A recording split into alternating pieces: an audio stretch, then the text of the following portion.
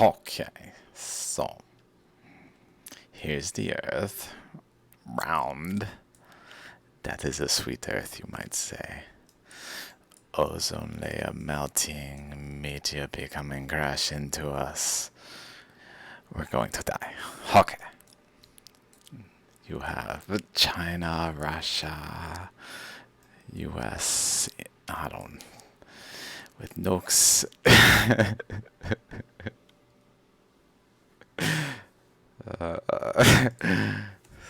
I gotta watch it. Yeah. YouTube, it's probably.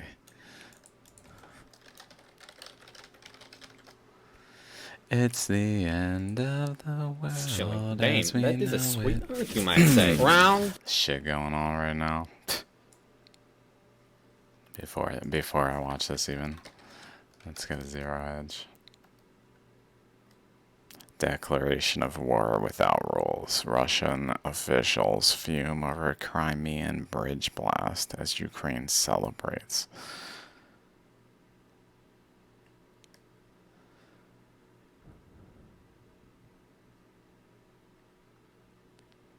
That's interesting. There's cosmology and water on Mars posts here. That's not usual. Usually this is more Earth, new geopolitical, economic, not science. Sometimes, I mean, obviously sometimes, but for there to be two in the top four, and the two of literally the two that are not like tagged with this border that they have to like pin them at the top. So basically, they're two most recent. That's interesting. Anyway, besides the point. So with, and on top of this, Russia talking about nukes, U.S. buying $290 million of radiation pills.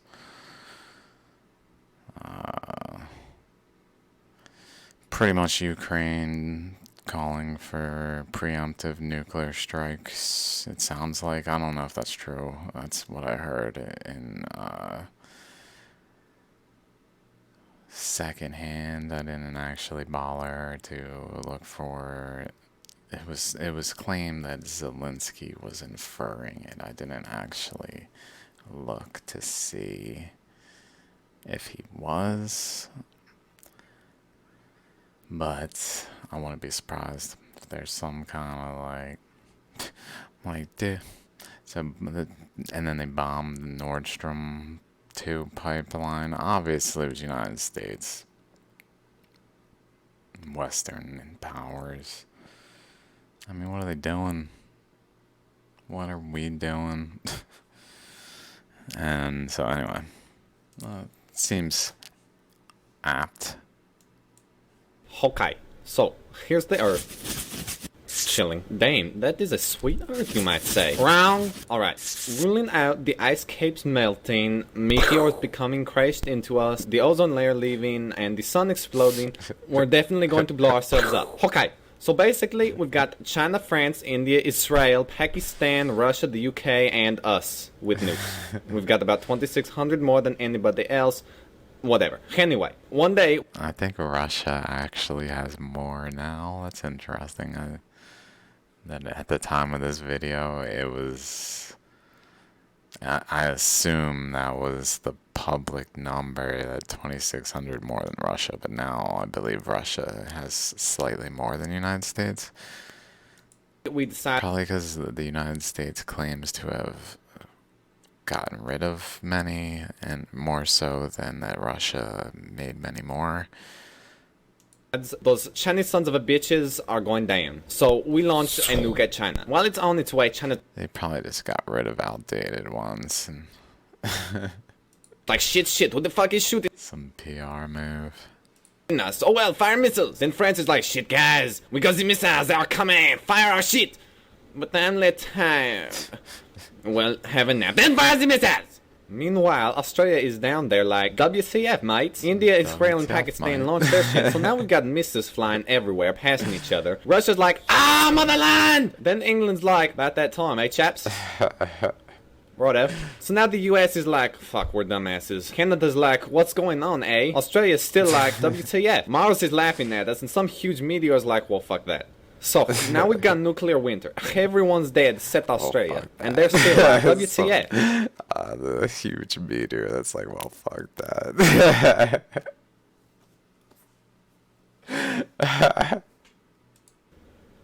But they'll be dead soon. Kangaroos. But, assuming we don't blow ourselves up, us Californians just have to worry about California breaking off from the United States to go hang with Hawaii. Alaska can come too. The end! That's nice. Okay. Pardon the interruption. Very important information. I'm very, very... Especially considering the times. What the fuck? Oh my god. The economy is teetering. Maybe it's apt to talk about the Himalayas and what I have been looking at, so let me get to it. So my recent YouTube posts have been about Shaligrams, which interestingly, I don't know. I might have said this already. I can already see it right here. There's this little shape here.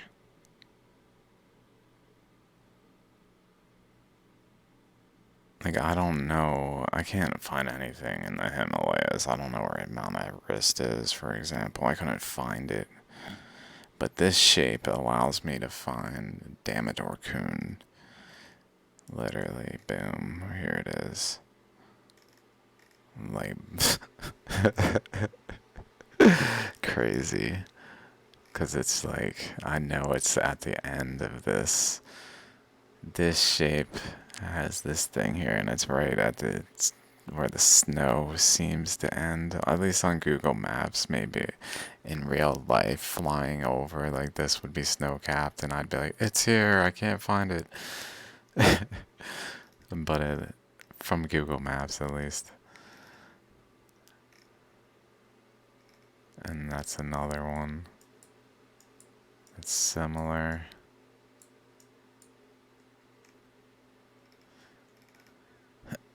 So, this is a Shaligram. My recent post, I was talking about how this is a Shaligram. Like, that's kind of crazy. And here's a Shaligram, and how nearby in Damodar Kund.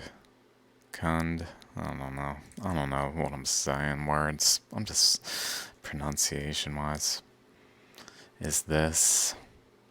So this really sparked. This thing is. It's so revealing because of this section. It's incredibly revealing. The more I think about it.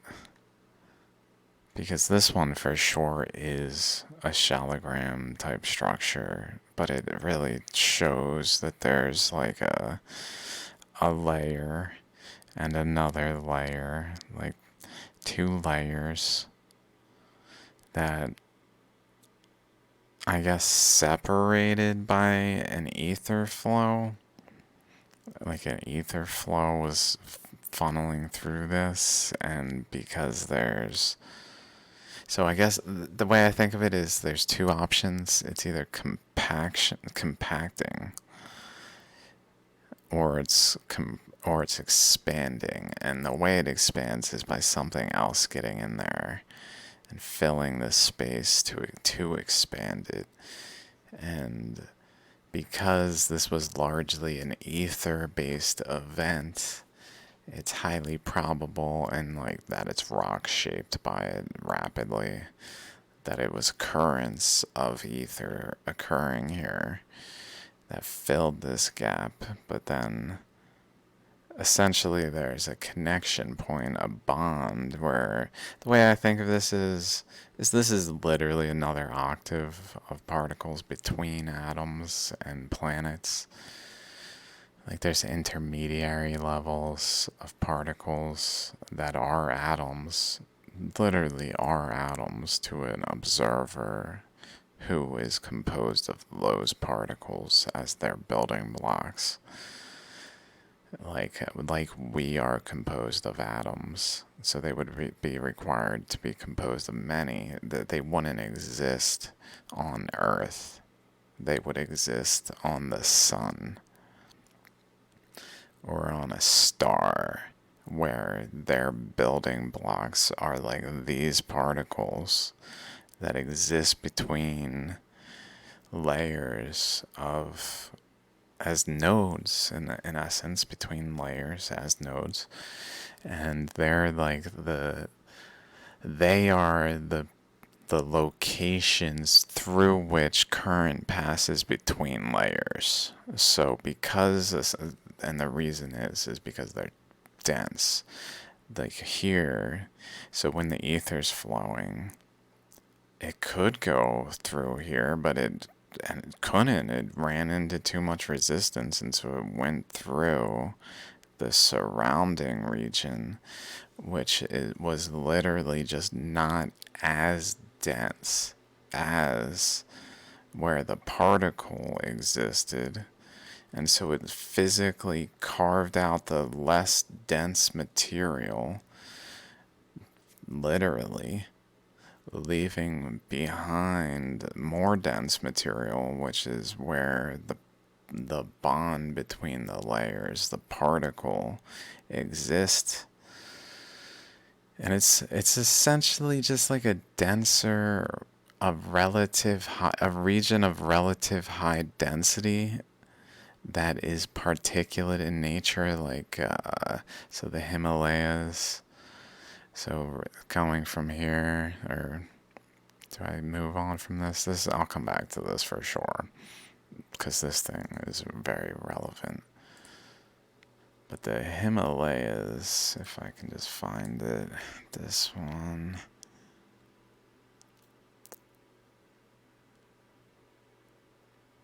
I haven't finished this yet even. Where is it? I must have passed it. Is it there? That's it. Of the Zanskar Nope, shock. not it. There? That's it. There it is. These things, E. Eclogite occurrence, eclogite boudins. So these are just little like pods that are scattered throughout this region. So this is where I started to think, wait a minute. Wait a minute. Like, let's go immediately back to this picture. Now these are vertical planes. So these planes are not horizontal. So when water flows here, it's not really putting pressure on these bonds.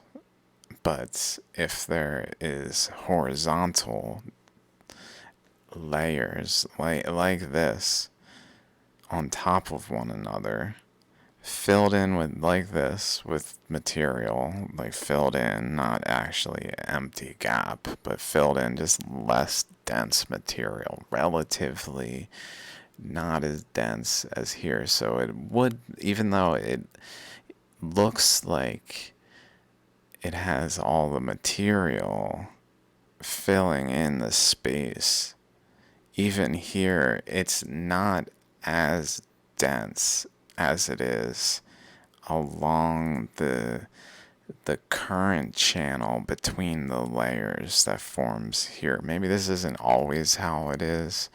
This is maybe only when the layers are able to form a row and not like spin off into a spiral energy, some kind of sideways imbalance causing a rotation. But besides the point. So if we envision that this plane is literally just like the entire Asian continent, where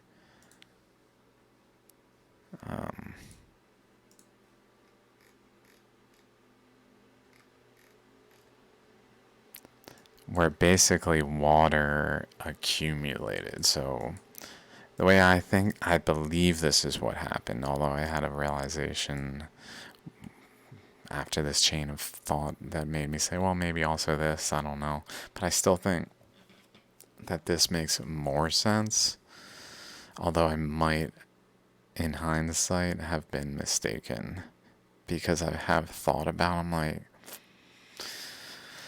I said, like, water was released here. So in my Dwarka video, which if you haven't seen, you must see. Just must see. To watch my content, you pretty much have to be aware of that and where I'm coming from. I mean, it's not necessary, but it sure helps. That's all I'm saying. So I said in my Dwarka video that the Earth expanded by fracturing from Dwarka energy. A vortex weapon was used here. The Earth was a single landmass. Plate tectonics is not true. The continents were all conjoined in a single landmass. A vortex weapon was used on ancient Dwarka here, which then caused a flow of current along the boundary of the core of the crust of the earth, which was Africa, which is why it has a golden ratio 5 spiral shape to it, that then continued on over through the continents and then throughout the entire earth.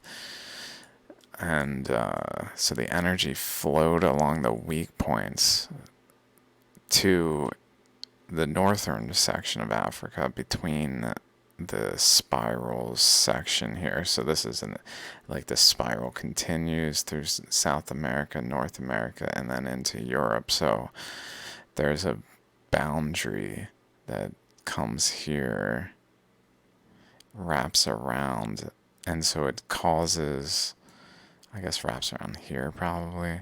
It causes a pathway between them that the energy took, kind of like this. It took a pathway, and so what I believe happened is it began taking these pathways, and maybe around Mediterranean was more like this, around especially before the Mediterranean, leading up to it, from Dwarka here, where we begin to see some signs of something going on, but it's not like a full oceanic crust being released. And then here also, I'm not sure when this one's formed, if which way the energy flowed, if it went this way or this way. I feel like it went through here, through this region, and just did not sever through. So it went through like this, and it began to build up energy as the current built up, and it began to widen the space in the openings between the continents. But there were still, just like here, there were literal bonds still formed between the continents. But in some instances, like here, the magma could not come up. But here, even though the bond is still present, magma can begin to rush up from the mantle and be released to a visible point where it causes a new ocean floor, in essence. But so we'd see an ocean floor maybe before the bonds are broken, or at least fully broken. because like maybe this one breaks, but the next one's holds strong, and there's a row of them that goes on and on and on and on. And there's within that row, there's the ones like this, but then there's ones that like this, big ones, bigger particles that the flows go around to basically carve through the less dense material, but in so doing, they then begin to basically create a vortex, which I believe then brings that particle to become a particle that's more and more. Let's just go through. Like here, it's gone because it exploded. The particle, so the vortex was formed here. There's a particle here between the two parts, like here. But it's a contained vortex within this rock. Within the rock, contained before this is cut away by the process. And so the vortex is happening, and this rock has a stable particle in there that is experiencing this just influx of energy into it that literally causes the particle to rotate, which then causes it to bring ether flows around it into an actual magnetic field, I believe. But it's short-lived. Like once it grows big enough, it gets kind of out of hand. And as it's doing it, it's carving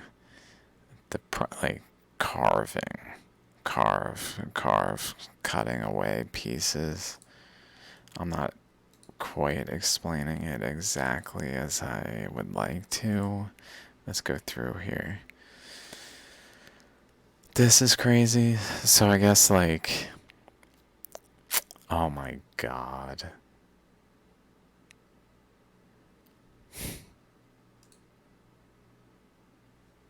So if we envision this is a particle, there's a particle, and there's pressure on the particle, pressure being applied to the particle. What does the particle do? It begins to break down into smaller particles.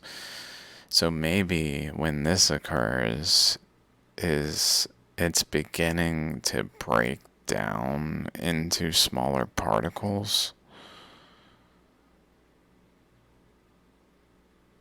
to a point where it creates almost like a new octave looking thing that's not destabilized.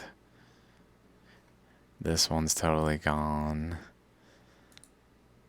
This one's kind of odd and smooth.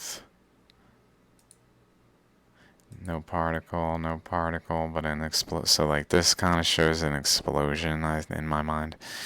Assuming everything, my interpretation that these are the result of physics and geological processes with nothing to do with fossils whatsoever, but just purely this is a supernova kind of thing, way more than a fossil, because it's not a fossil, although there is the possibility that maybe in the universe, even though we experience time passing through this supernova event as continuously passing at the same rate, we being those present, which to me is probably everyone. Probably everyone's there. Oh my god, in the days of Noah, that's what they say. Who knows what's going on? But, yeah,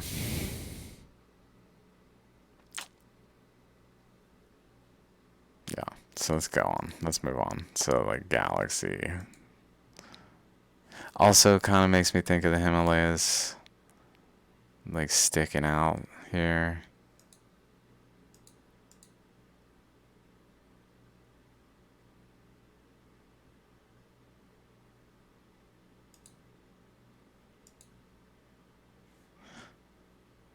There's another one. It looks like it exploded. In my mind, it doesn't do this if it hasn't supernovaed. Only if it's supernovaed will it have that occur. Like this doesn't really have that. Although they can have gold in these ones, so this one does have the bar across. It's very galactic. Again with the explosiveness. Not particles though. Let's find some particles. Although that's real cool right there. The way that like busted through. Oh my god, it's so cool.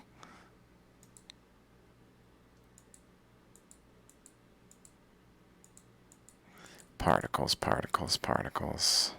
Okay, particle. So like there, this one's hanging out. It looks like maybe. Who knows what could be going on? What kind of stages this could go through? Because this is like, it looks almost too stable to have produced this back here. When a lot of these are just gone. Although it is like split, which makes me just think of like particles splitting in half. Maybe they just do that kind of thing. But that's not really related to what I'm talking about. Let's keep looking for more particles. I'm surprised I'm not seeing as many as there really are many of them. Again, they're mostly empty so far. No particle in there. No particle in there. Maybe, but it's really gone. Like remnants of it. It also kind of looks asymmetrical, like there could be, although it might be the image, like there could be remnants of it in, like in that region. There's a good particle. This one's real good. This one is out of this world good.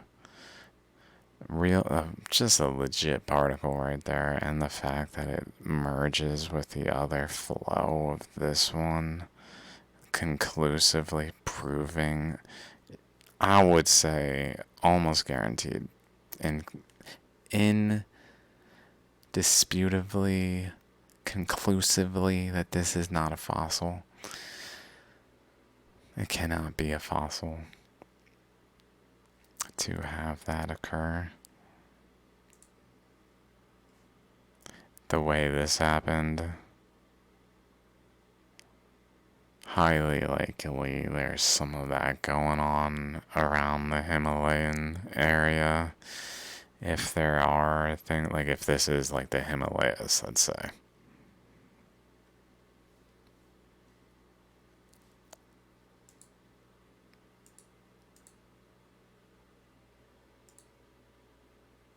Himalayas.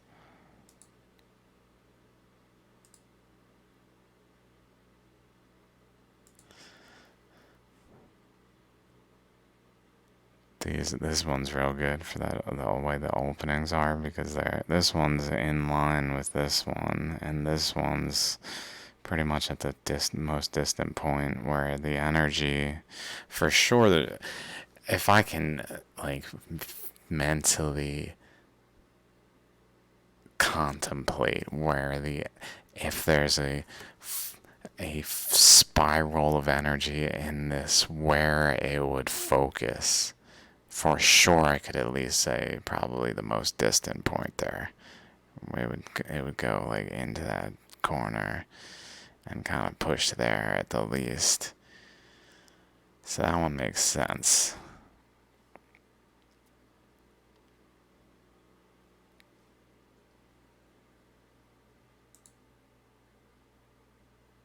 Let's see some more particles. This one's crazy. There's another particle that's flattened. Again with the flattened. So that's why I think the flattening. See how this one it's not yet split where it has like a top particle and a bottom particle. It has distinct lines though.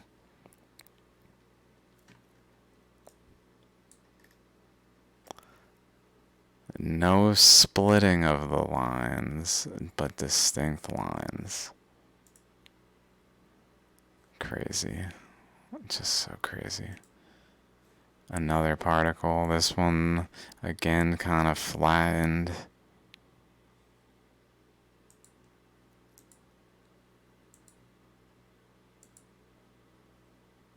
If there's a particle in there, maybe it's right there.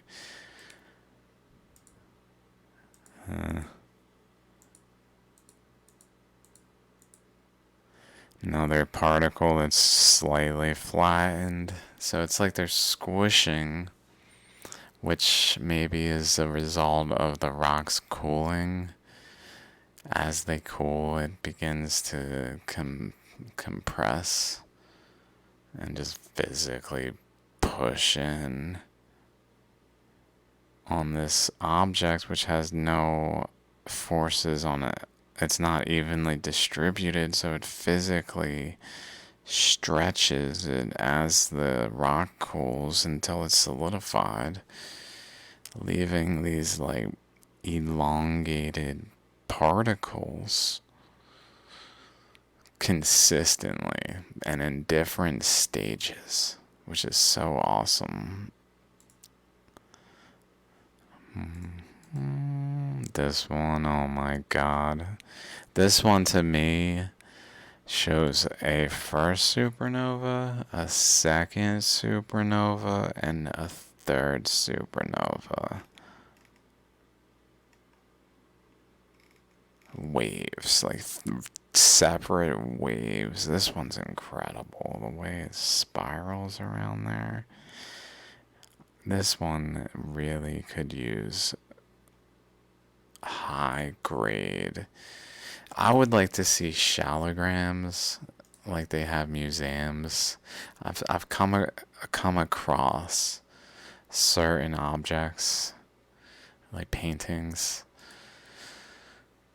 where if I Google it, it'll just bring me to like the museum and I can just like walk around in the museum on the screen practically and like come over to the next picture, click it, kind of like street view and just looking at the, like it would be amazing to be able to zoom in like this and have high resolution of like all sorts of shaligrams.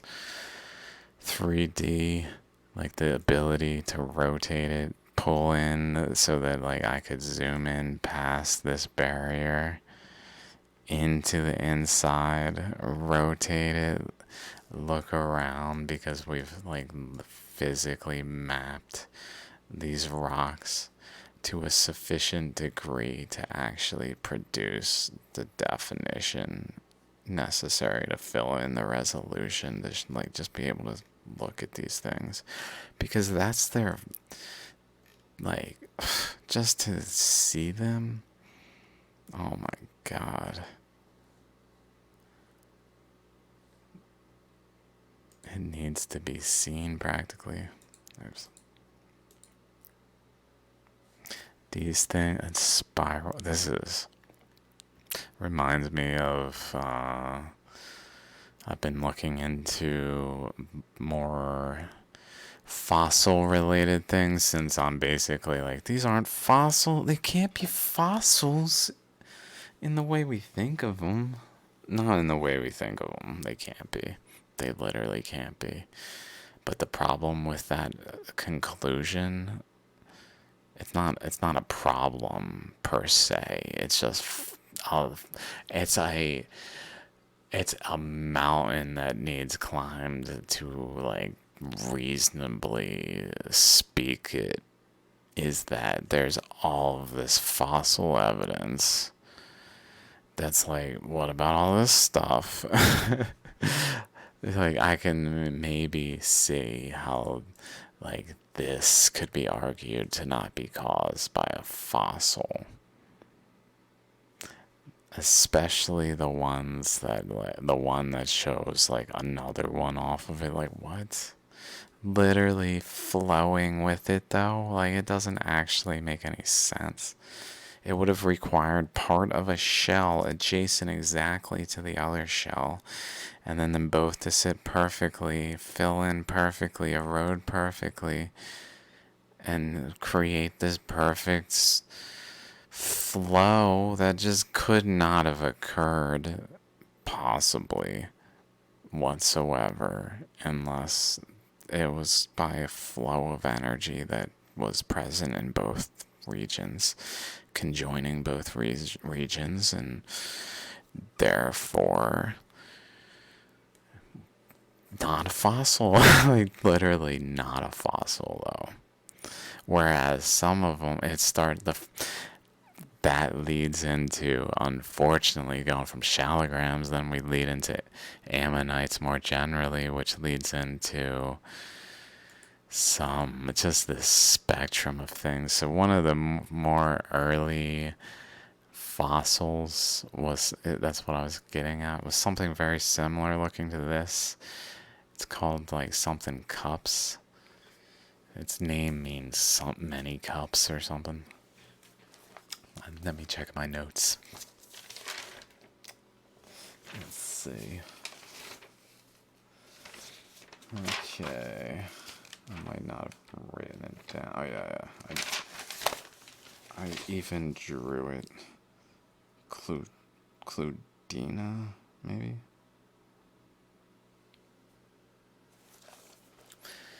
Cludina.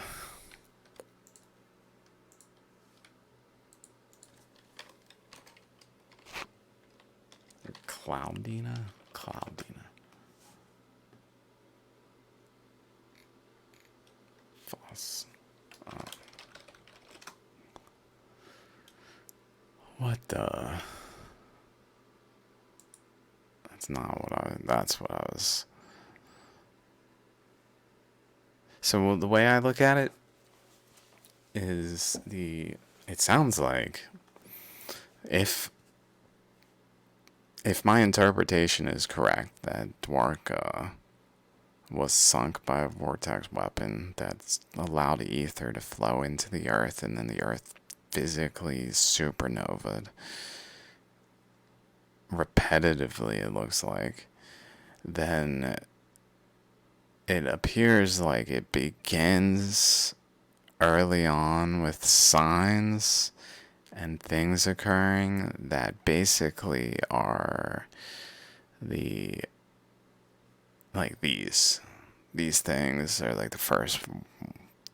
The way I look at it is maybe it's just like flows of energy, and certain materials create this like separation of materials within it that then lead to crystalline structures, in essence, things that are not just rock, although this is obviously not just rock here.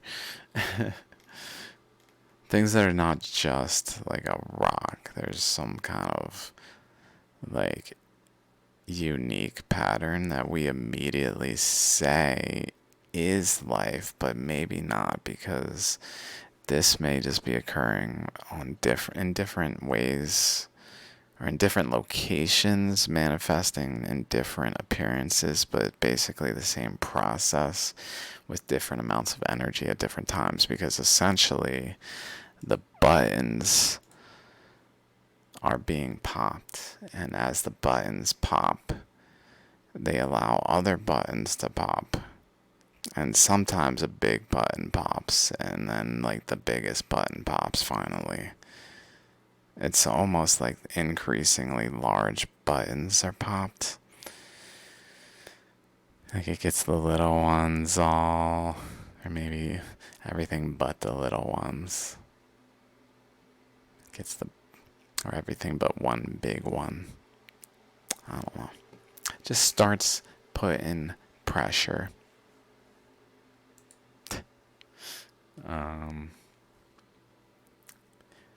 Yeah, I was talking about these before I don't mention further.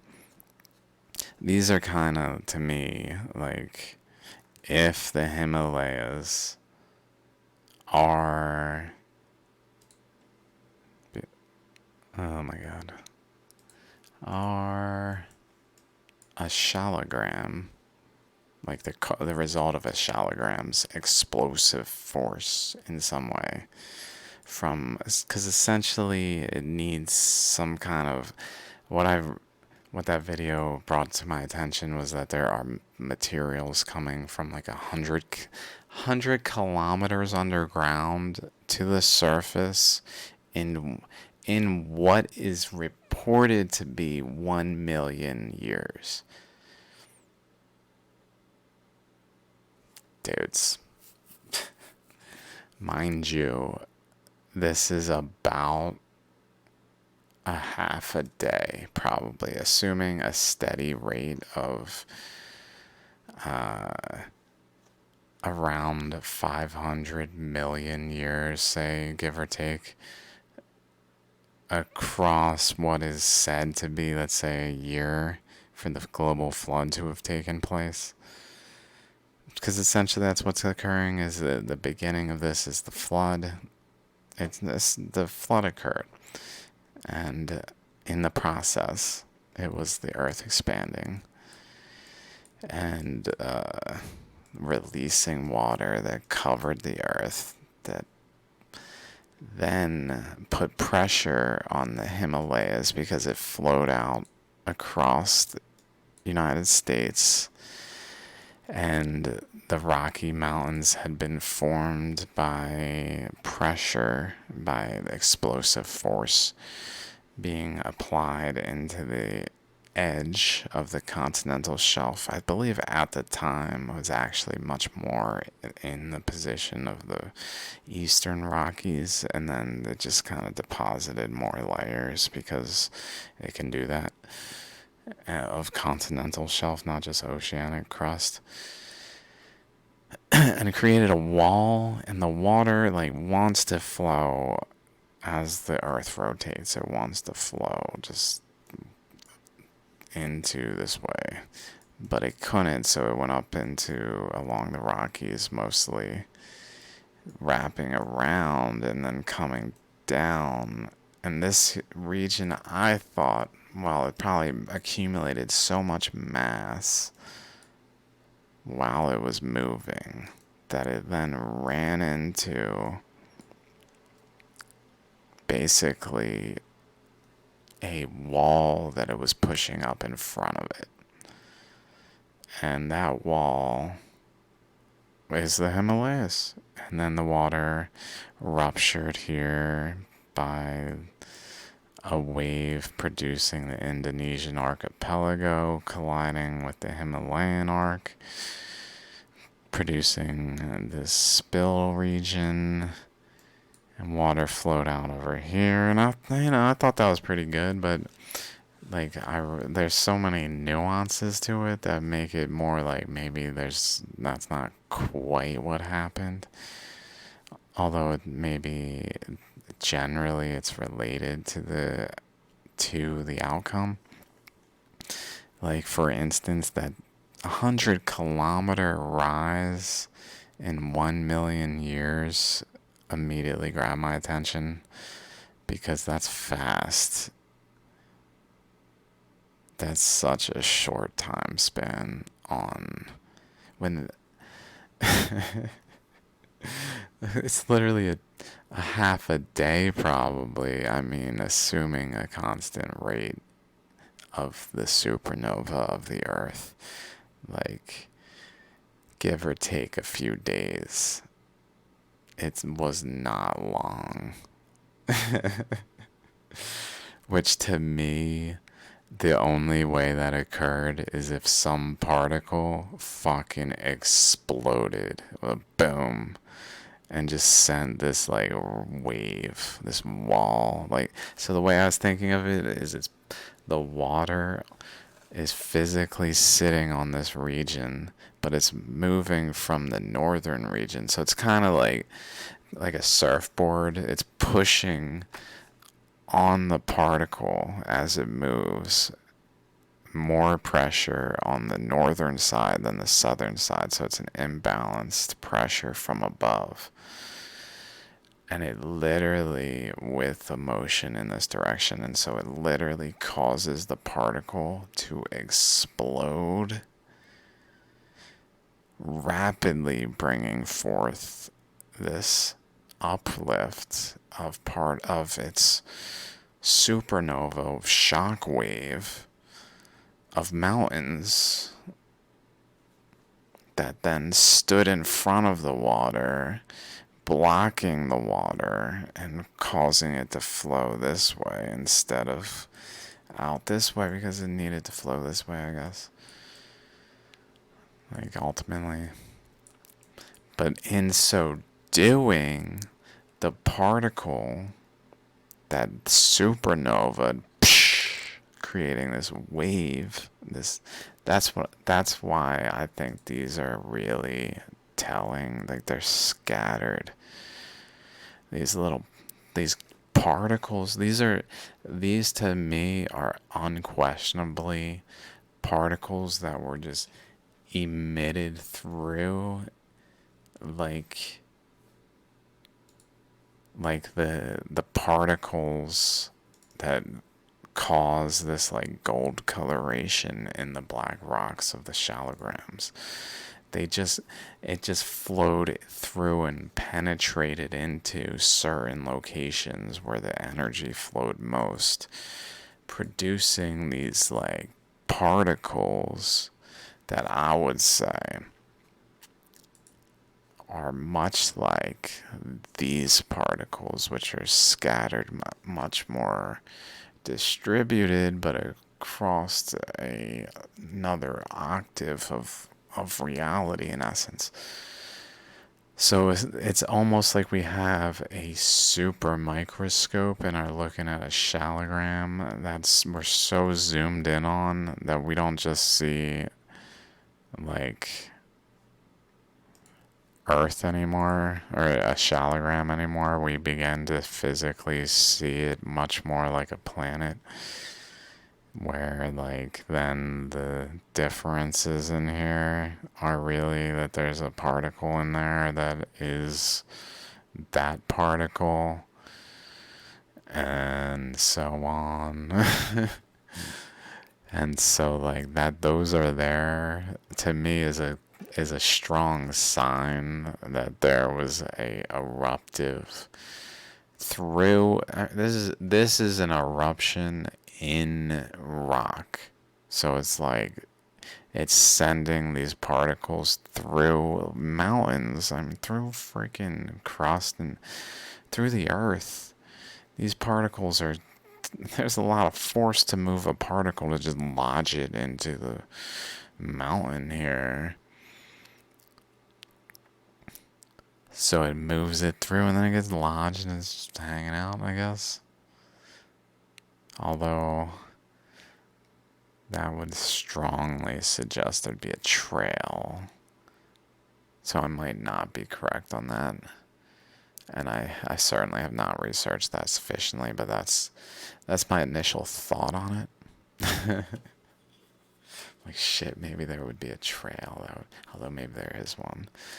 Something of significance to suggest. It could also be that this is more, like it's more of an ether flow that creates a vortex type of thing going on. That then concentrates particles. Like this was more uniform. Like, like here. Like it could be that this is very uniform and there is really no detectable particle there until the flow passes through and it really causes a concentration into a particle.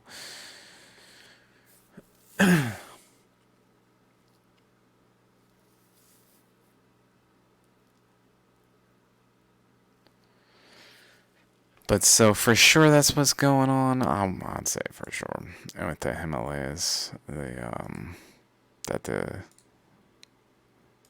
layers are basically sideways of this on top of one another, and there was a body of water laying on top of it, Can I rotate this? A body of water laying on top of it, pushing down on this particle that was there and creating a gap between, and that particle exploded.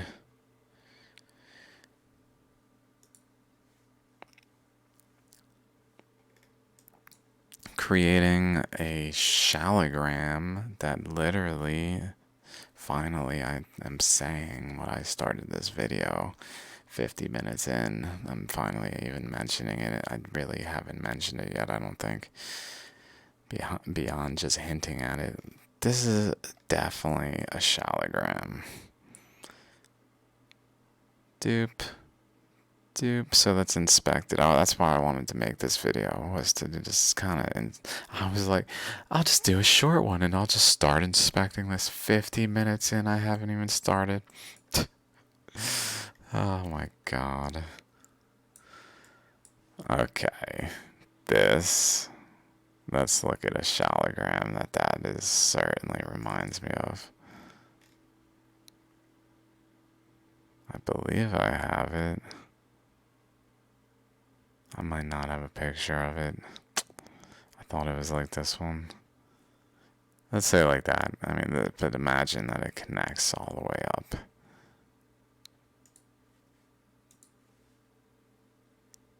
Although it's not in the right direction.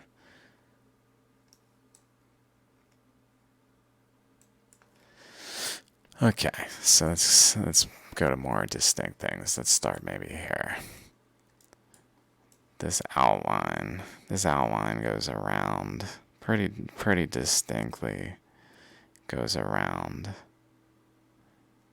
And not only does it go around, it's like a river outline. And then in this corner is where the most water seems to be. And all the water seems to be around the edge line. So kind of like Damodar Coon.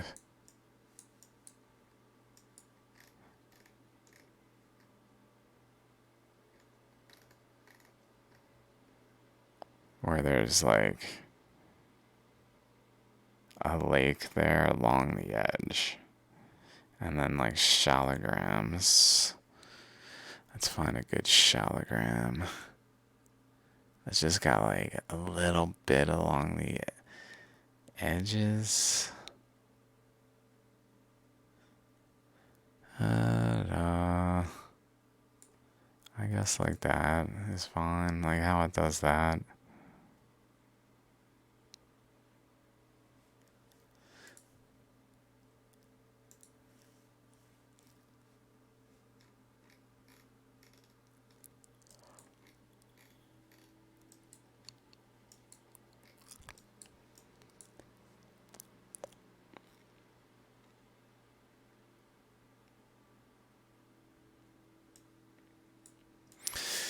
Okay, and then also it has a second outline.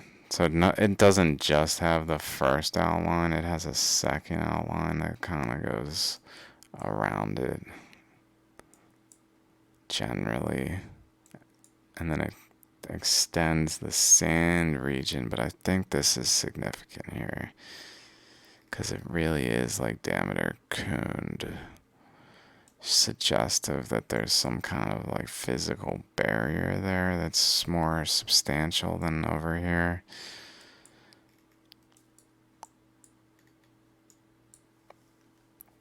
And then this one has this section, which is very similar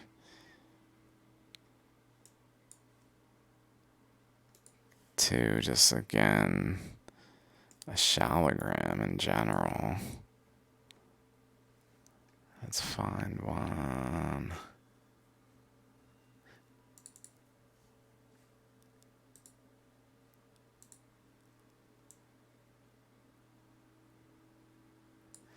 Like assuming there's a this is closer. This picture's probably not the best one because it would be nice to have the actual chakras at the edge. More like would be what's going on here. Like a chakra here. Two chakras. Although maybe they're not at the edge, maybe they are deeply within. Like more like this. And there's just enough material because it is dense enough to make it look like it's different there. But this has a more dendritic, I guess, structure to it. It just looks kind of like an explosive, like this thing. Like it's just how it does that.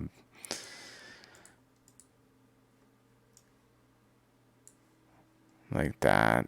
Like that's probably a better one. How it has the more like large dendrite shape there.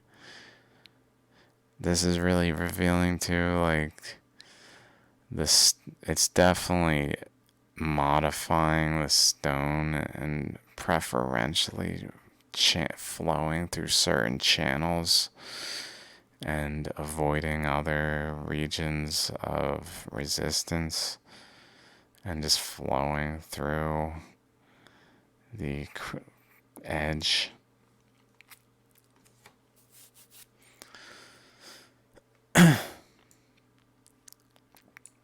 So I was thinking this could be a shaligram, which would mean this is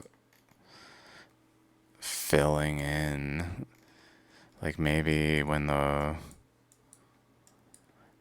water flowed, it was bringing all this material with it, and then it came here, caused a pressure on this plate, which then caused the particle to explode, producing this arc of the Himalayas, and then causing a cave-in of the ceiling of this region, I guess, which then led to bodies of water here, and the water was maybe able even to flow through just until enough sand and other things deposited in, which left behind this very distinct, like, why is this just this patch of this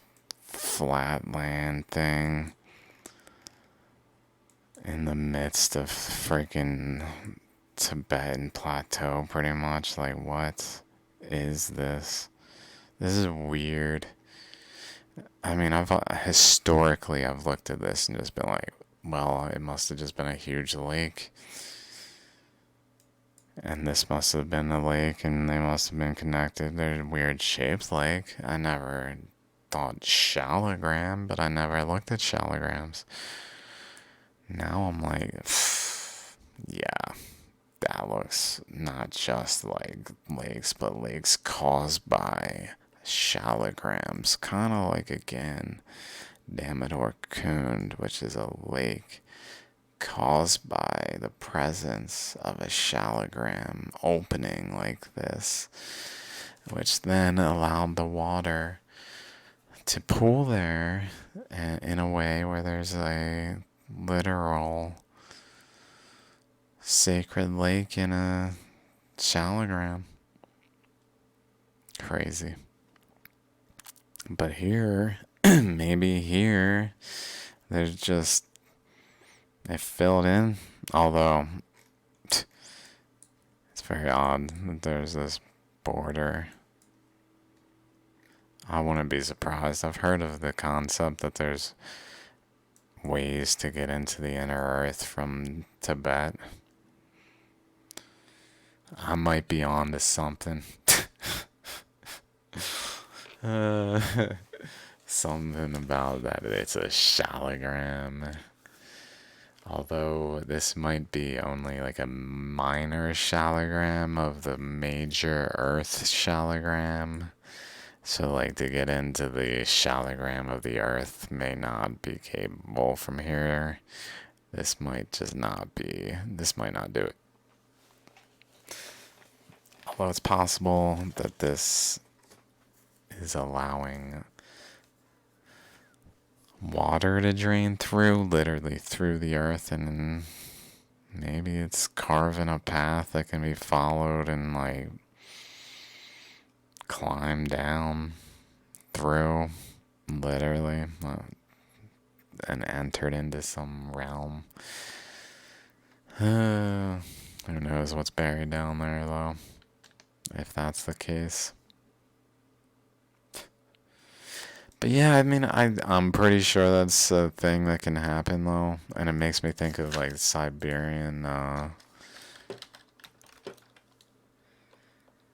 there's fucking openings.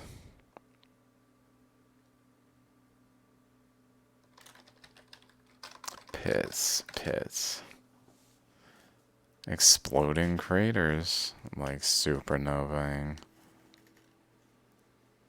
They're literally particles supernovaing.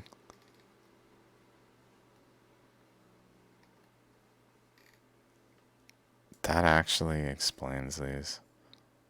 Holy shit, that's incredible.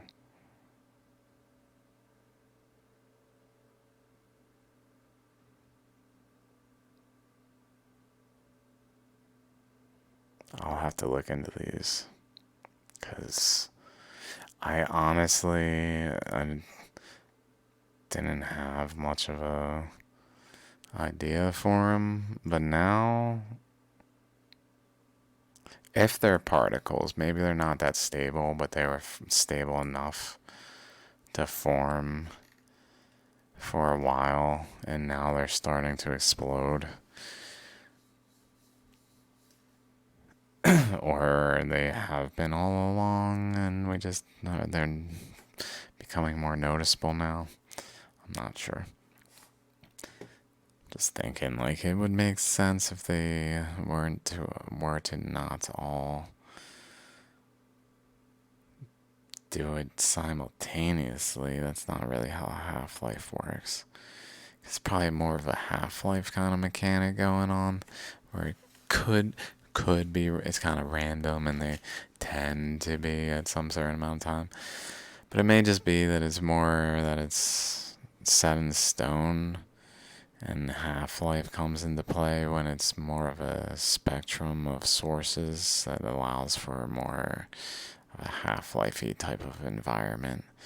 Where here they're just all kind of going together.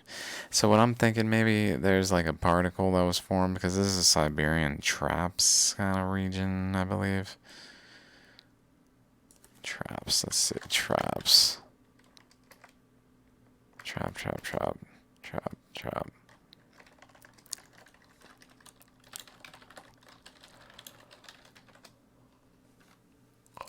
I mean, I guess Siberia just is the traps, pretty much.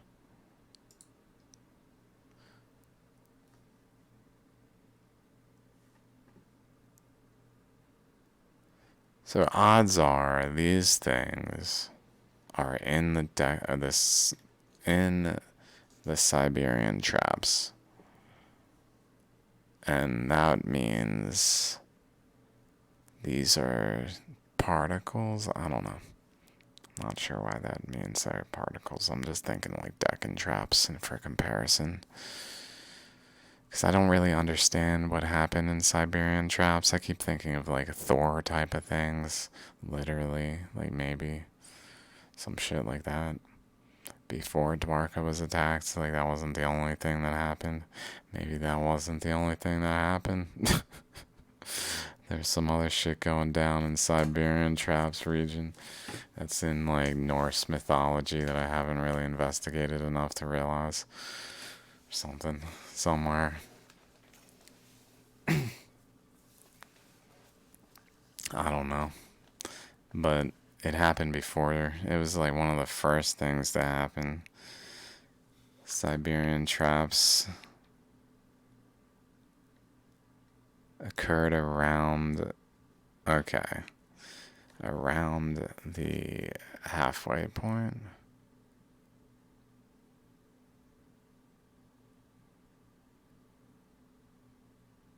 Assuming it started around 500 million years ago when basically when the Earth was habitable at all, we moved here from Mars, let's say. Gotta watch my other videos. Mercury, the messenger god. That video with the Dwarka video are very important videos. As ridiculous as they sound, they're literally just important for all of this. They're related, it's all related. As crazy as it is, it's all related.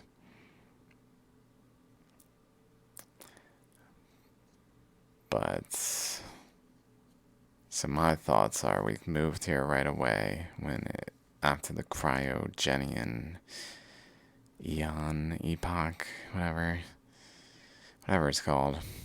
After the cold, when the Earth exited from a Venus state, when Venus itself supernovaed, when it was like Mercury.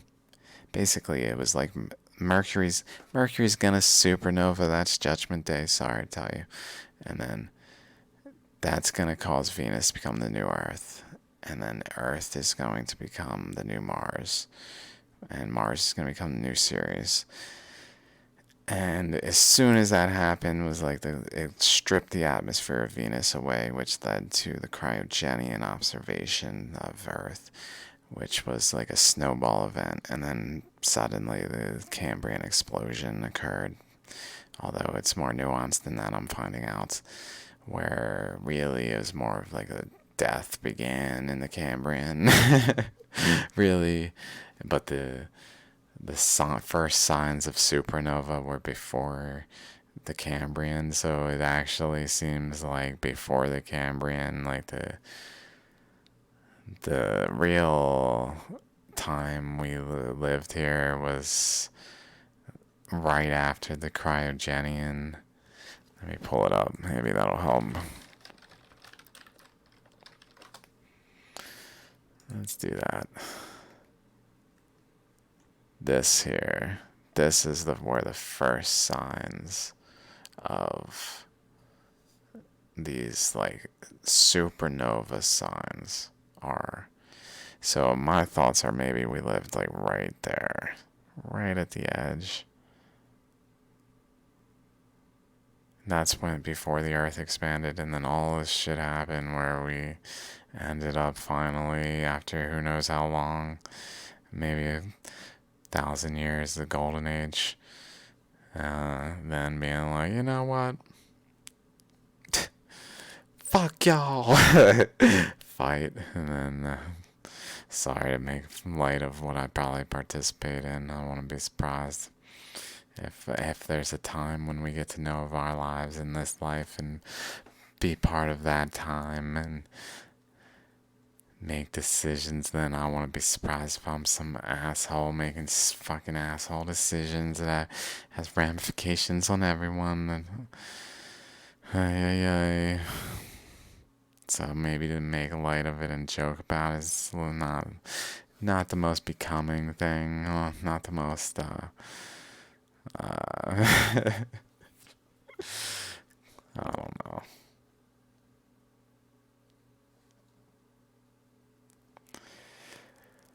But so my thoughts are maybe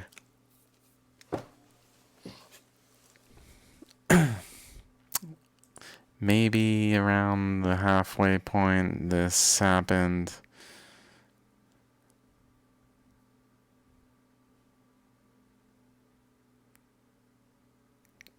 Essentially, a chain of events started to kick off. What exactly was going on, if there was some kind of Thor action up here, which would be cool, then maybe it also happened and fed into the expanding of the Earth.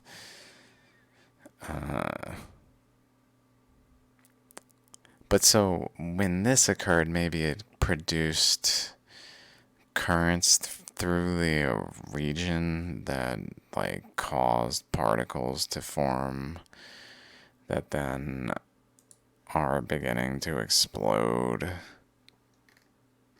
because they're not really stable particles.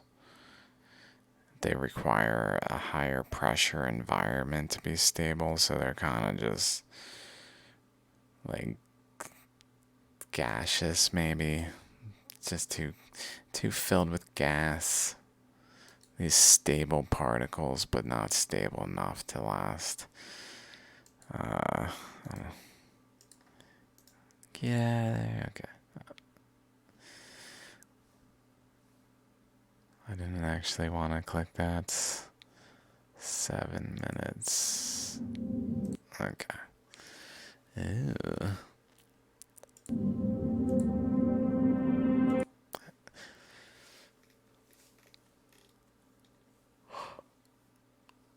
Oh, yeah, sorry, guys.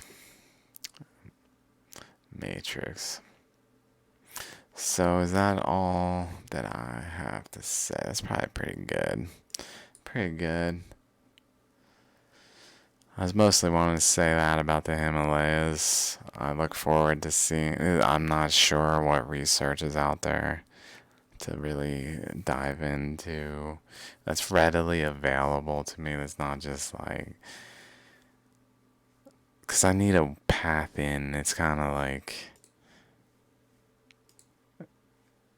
It's kind of like this. Like I need a channel in to then access the information to like get it. Although maybe it creates things like this, which then lead to stresses on the fabric of wherever the information is stored, like within, by me taking it out of the thing and putting it in my head. Oh, look at all the things in my head. Isn't this wonderful? I'm so useful to society, collapsing it like I do. Oh, dear God. Well, at least we know now. I don't. Oh, dear God. This is really incredible here every time I look at it. It's too much clear current flows, especially this and here.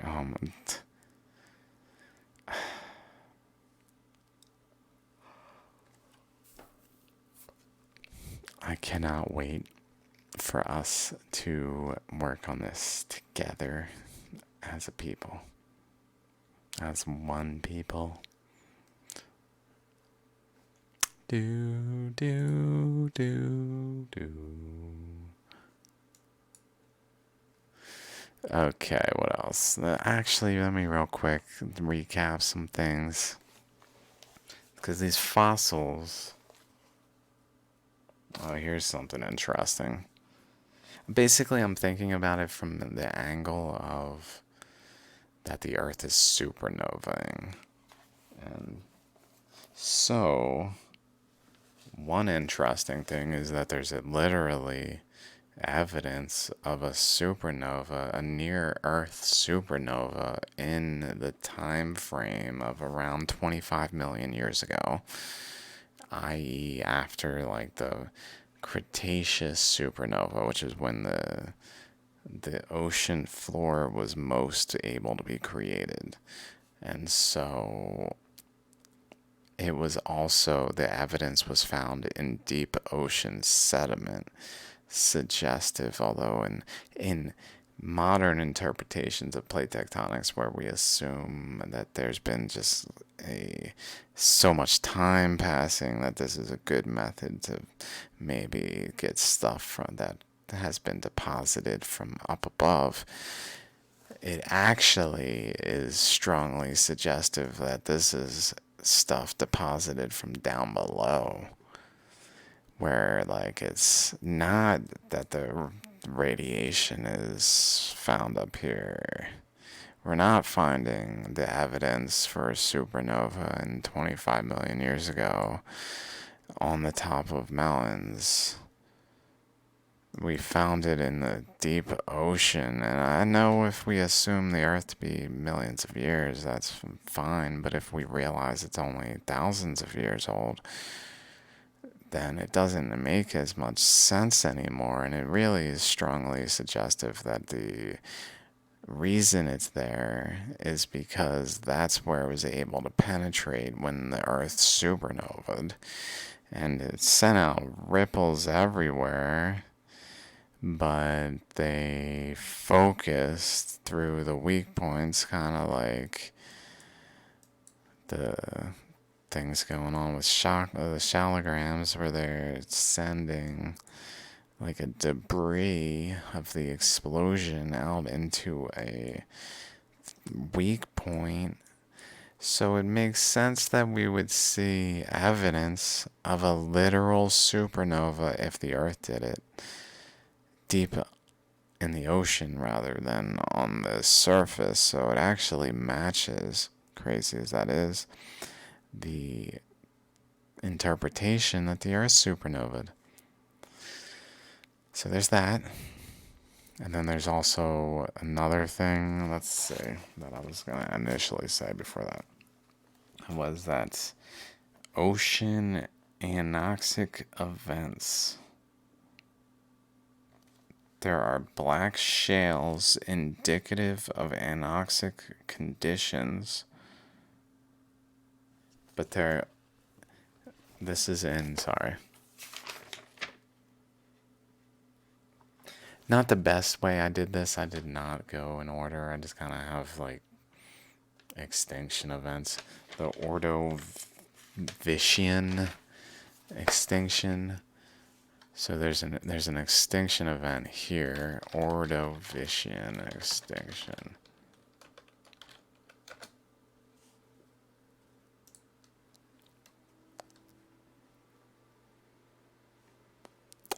Which is 443 million years ago. So it's pretty far back there. I think that might be the first of the five. Is the first of the five. Okay, this is the first of the five. So basically the way I see this is maybe 6 if we count the one that's considered to be here, because we say Cambrian explosion, but apparently there's actually, thanks Geo Girl channel YouTube, I found that here. I've been watching her channel today and maybe yesterday. Probably one of the better sources I've found in a long time to just get like a bunch of geological information presented well. Maybe too cute to pay too much attention. Fuck. Like, oh my god, pardon me not to point that out. Oh god, I just had to. Pardon me. But, so apparently there was a phase here where there was some things going on. That's kind of an extinction event here, and then this one. So in this one there were 2 pulses supposedly, and this is also in doubt. But the general consensus right now is traditionally considered to occur in 2 distinct pulses, and the first pulse apparently does not. Black shales are rare in the first pulse. Let's see if it says this here, because this is what Geo Girl said was important. So this is a good sign. Black shales. Oh, I thought that said Himalayan.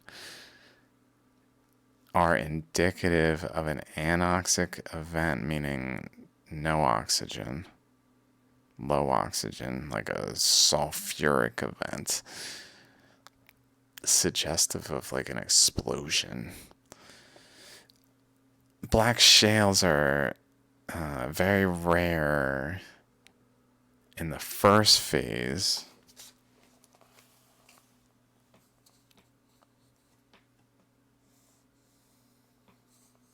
Suggesting well oxygenated waters. So they're, yeah.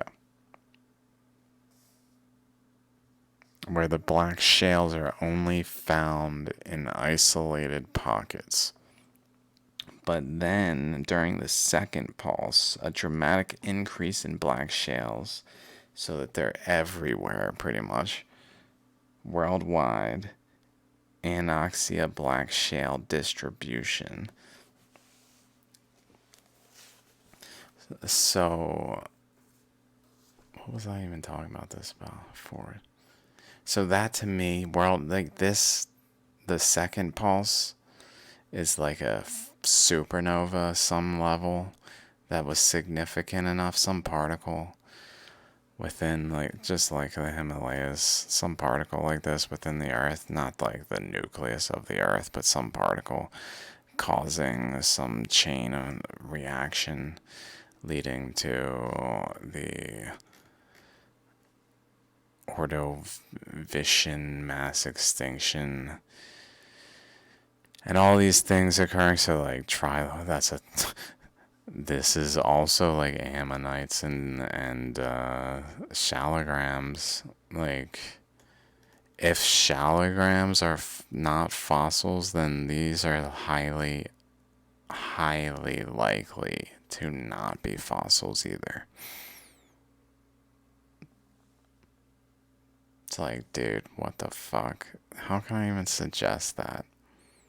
But at the same time, I think I'm like, well, maybe that's just what energy flows do. Sometimes they take the shape of living things.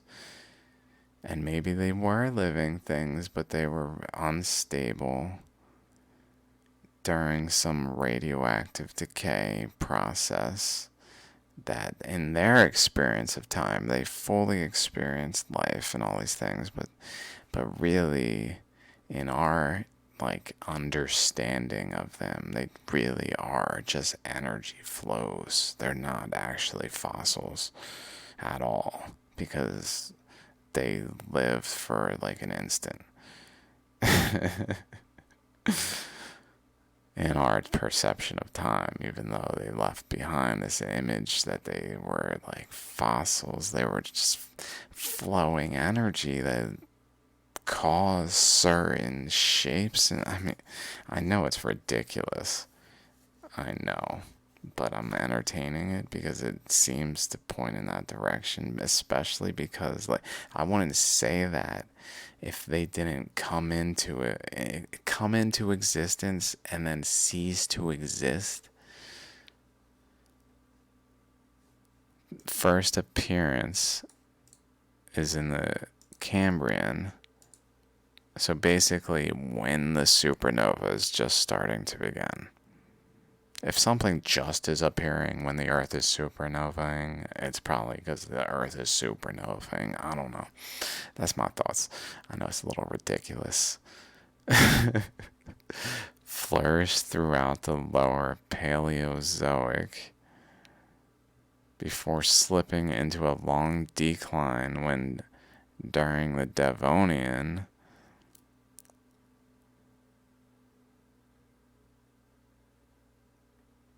all trilobites except one died out. Like that could be energy flows, where those are like chakra points that are eyes. Two adjacent ones with a spine. The spine flow is a common thing to see in these. And energy flows without it being a living thing, though. So it's possible that some like unique energy flows could create literal appearances of these things that look like they're actual fossils. Although on the side, to have it from a side angle like that, I guess it would be still literally like this. Just like an ammonite. It's just like an ammonite. Literally. But like final disappeared in the last mass extinction at the end of the Permian.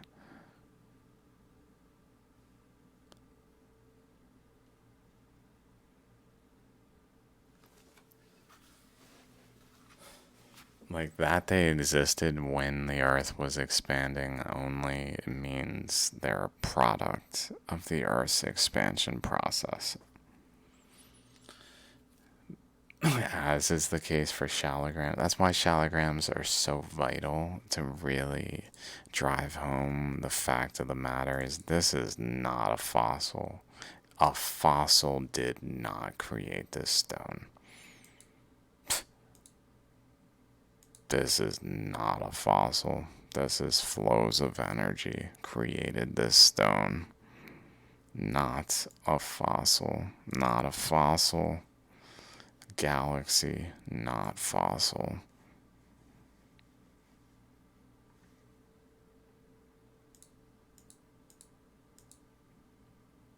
Not a fossil. Not a fossil.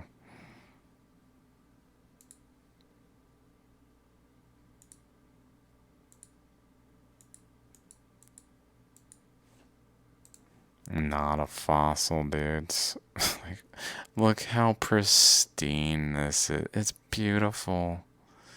Perfect. Exposed. This, they did not crack this rock open. This shit was like that.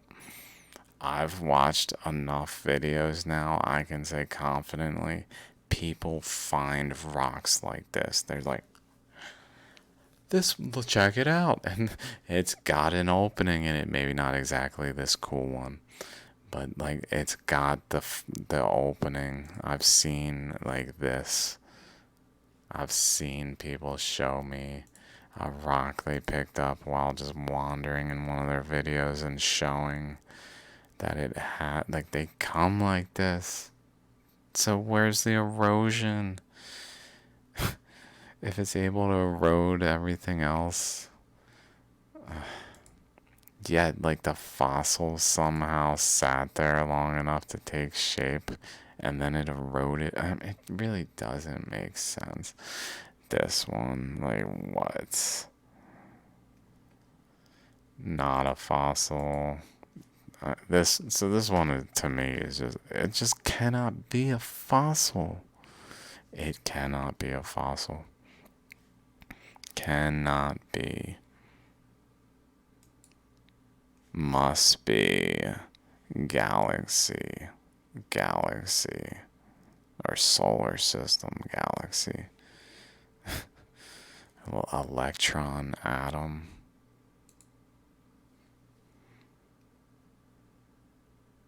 Not a fossil. Very like the Himalayan Damodar coon kind of width here.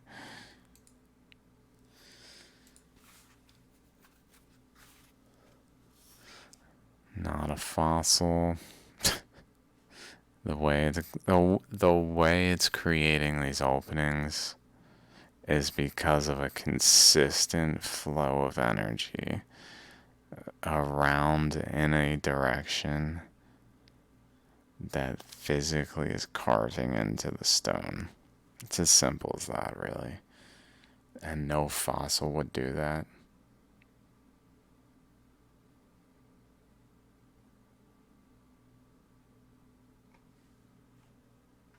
Like, where's it's not even, it's not reaching. That's another thing, is like it doesn't reach. If it doesn't reach, it doesn't reach. And yet the fossil just ceases to exist. That's what we assume, because it's not given enough time. Not a fossil. Like,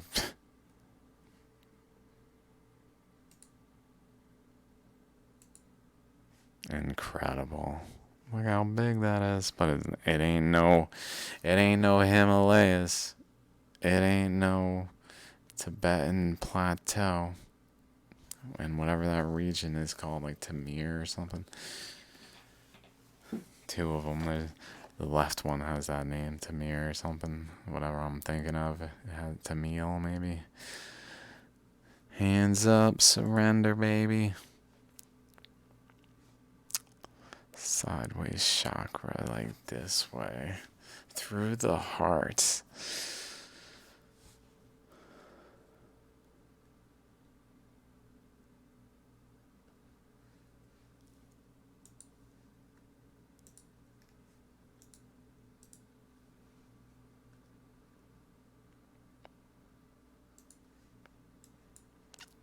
So I was thinking back to the water, although this strongly suggests that that's what I'm about to say is not true. Actually, maybe it doesn't. Maybe it doesn't. Maybe it is. Maybe it is true. Maybe I was mistaken on this. I said the water flowed across here, but maybe it just didn't. Literally didn't flow. I've looked around. I'm like, where is the evidence for this? You know, I said it because I believed like it was just the case. Like it must have flowed across there and came this way. And I mean, because obviously water was here. It got here somehow. It didn't just It didn't just arrive here. Like it got here somehow, and I was thinking maybe this way, but essentially I arrived at the conclusion it probably came out this way. And what was probably happening was it was losing nutrients, and then it ran into a point where it lost so many nutrients that it became sandy. And then this region was formed. And then the water just went kind of that way, and that was about it. Really nothing to do with any explosive forces going on.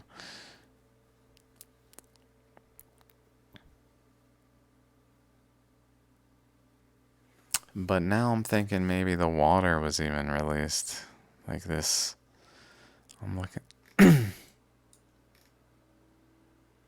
I was just looking at that to see if it had that like the double shape of the two, like the electrons or whatever appearance that is.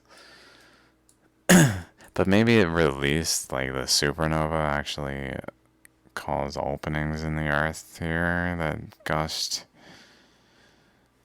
water here, and it kind of backflowed here. Like it was able to backflow, depositing sand away back in this direction, but because the earth is rotating, it mostly brought it this way. And so maybe it deposited over here, but mostly ended up then when the earth ruptured here, flowing out this way. And immediately depositing sand. Like it's never had the nutrients in the first place, really. Maybe that's what's going on. It just didn't have all the nutrients that were like there. And it just flowed across.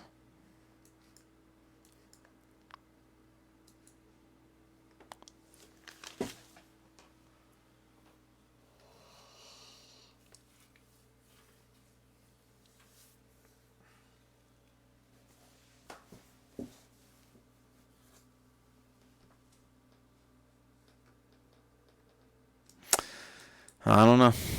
I'm thinking maybe that's possible, though. I'll have to look into it. Himalayas are definitely on my to research list. I got so much shit to do. No, nothing but hope that I can keep doing it. As my real life problems, if you will, compile. No one understands me. First, that, first and foremost. I'm not sure why I'm just randomly zooming in there. La da da. What? I just kind of was curious by these lines, I guess, but they kind of went away. Must just be image processing. Gurnar. Hey, Gurnar. I haven't really been looking at Gurnar much.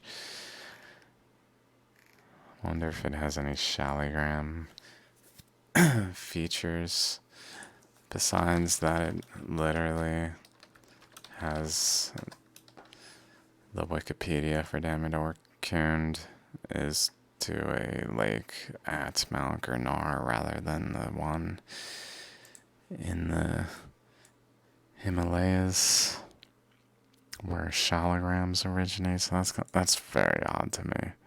I don't understand the connection.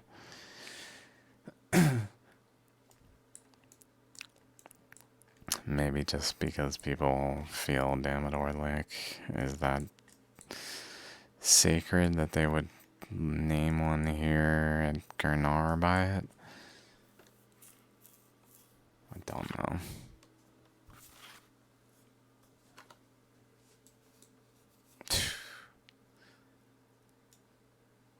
This is so crazy.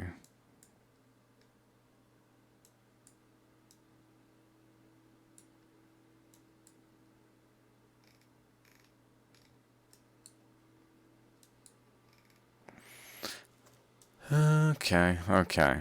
Well, that's what I got to add to the Himalayas. That's what I've been looking at today, and since I last recorded, I was thinking it'd be cool to just keep doing this. This is really a good approach, I think. It's not too hard work to make like perfect videos. I certainly don't have to try to, and like my Dwarka video, I'm already like, well, I mean, I feel as much of a masterpiece as it is of all my works, if I can call anything a masterpiece of my works, as much of a masterpiece as it is in my own works. Not necessarily, who cares about anyone else's, okay? In my own works, it's a masterpiece, okay? Not really relevant, so it doesn't matter, okay? So me calling it a masterpiece doesn't matter because it's amongst my works. It's a masterpiece of my own works. So relative to the rest of my works, I mean, it could be trash relative to the rest of all works ever, but relative to the rest of my works, masterpiece, still filled and rife with flaws and mistakes and things that I basically, in making it such a like more rigorous presentation, even though it still only took me a short while, and it exhibited the eruptive geological phases of eruption in the video editing and several stages that I published.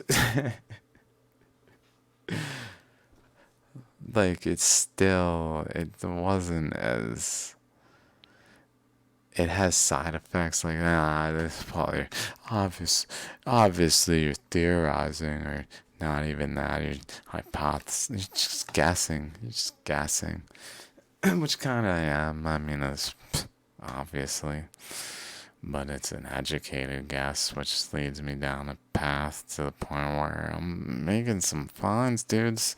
Some finds that even if they're wrong, like they still shed light. Like, how can we not talk about the things? Like, this is another thing.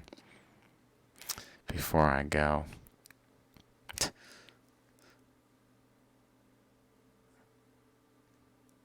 the nucleus here.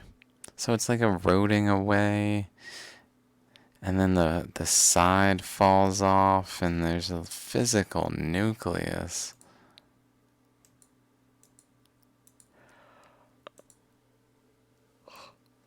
Pardon me. I don't know what I was gonna say. I'm tired. I should go to bed. It's 2. I'm just gonna go. It's been a pleasure. Till next time. I'll catch you up in more coherent way, hopefully. Peace out.